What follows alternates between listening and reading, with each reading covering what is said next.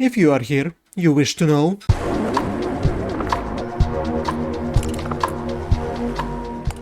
Welcome to What's News This Week, a weekly series where I speak about different releases that I found interesting so I could keep up on you also. Don't miss out on new video game releases and stuff to watch. And the first thing we're gonna talk about today is Daimon Blades, which is a cooperative roguelike where you will play up to 4 players and will have fun by destroying a giant amount of enemies in the dark medieval fantasy style. It's only things what I think it is with because it has co-op. Battlesuit Races, which you can immediately forget about and go play Battle Chef Brigades, which previous game from this studio, because introducing hard mechanics into a sequel video game is a bad decision for a game developer. No matter how much they want this game to succeed, just the fact that they changed gameplay mechanic to this will make sure that a lot of people are not gonna play it, me included. So, Battle Chef Brigade. Battle Chef Brigade is awesome. Do buy and enjoy Battle Chef Brigade.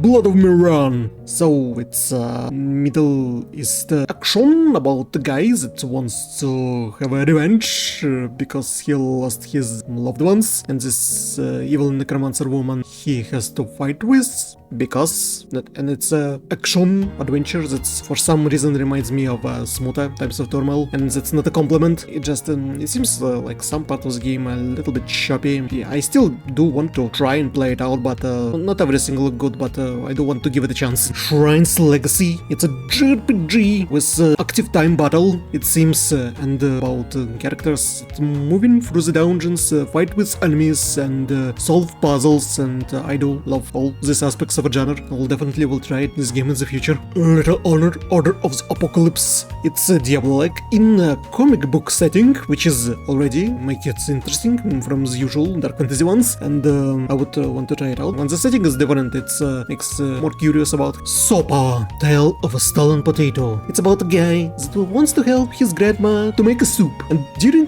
him trying to find a potato for the soup, he goes to another world and getting isekai and go in an adventure to reclaim the stolen potato for the grandma soup. And yes, the premise is quite fun, and I do want to try it out, and it's available on Game Pass, so people can try it out. Probably should be a short and fun, wholesome adventure. By Sweet Carole. I don't see it as a horror, even though it's kinda is, but it's also classic Disney looking animation, and I do like how the game looks. I do want to try it out just because I was raised on old Disney movies, and it looks so cool. I want to try it out. Blue Protocol Star Resonance. Finally some iteration of Blue Protocol came to global, and we can try it out. I did wanted to play the original Blue Protocol, but they will making the global version too long, and while they're making it too long, the gacha space completely changed, and now the different studio, not a Japanese Bandai Namco, but some Chinese one, they bought all the assets that was available for Blue Protocol and franchise and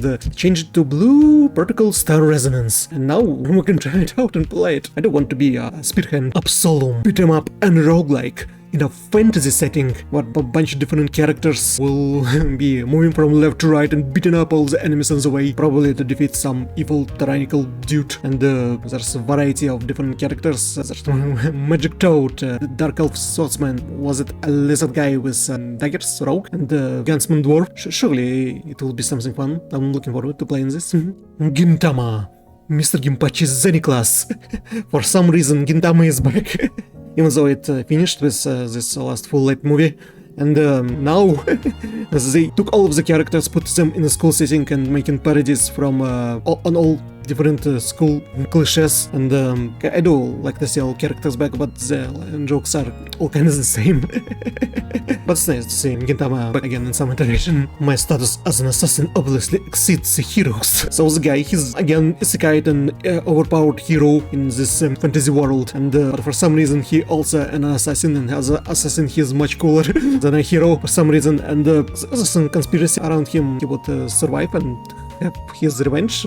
But what exactly happens that he already needs to have his revenge? That was something that I would definitely watch. Gnosia. I saw people hyping up Gnosia for a while, but I didn't pay attention why. Apparently it's Among Us. It's Among Us adaptation, because the main guy, he's stuck in a time loop. He must find the alien Gnosia, that's imposter inside of a body of another human, and it would be easy usually, but it's not, because because Gnosia also in a time loop, and the possessed human always different, so the main guy in a time loop that must find the imposter in a time loop and constantly changing the target. So that's a fine premise for a TV show when you don't know exactly what will happen next. Little Miss Vampire can suck, right? So the main character is in love with this vampire girl that for some reason stays okay during sunlight in the middle of the day, and apparently she doesn't know how to suck blood right. Instead of being cool, she's all cute and chibi, as you can see here, and this guy expression without mouth is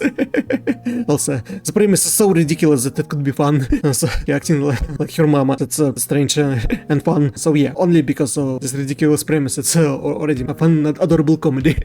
One Punch Man Season 3, we have only this really short teaser with barely any movement in it, and I understand why people are afraid that animation would be minimum in this third season. I also didn't like downgrades that happened after Studio Madhouse of the first season came to the second season studio, and the only reason they changed the studio so much is because of budget reasons, apparently. And yeah, the next One Punch Man probably will be not really animated much, so we'll see how it goes. And unfortunately, that's all I found interesting this week. So, if you want the channel to live and grow, please support me here on all social media, share my videos with anyone you seek for sharing. Thank you for watching, and I'll see you in the next videos.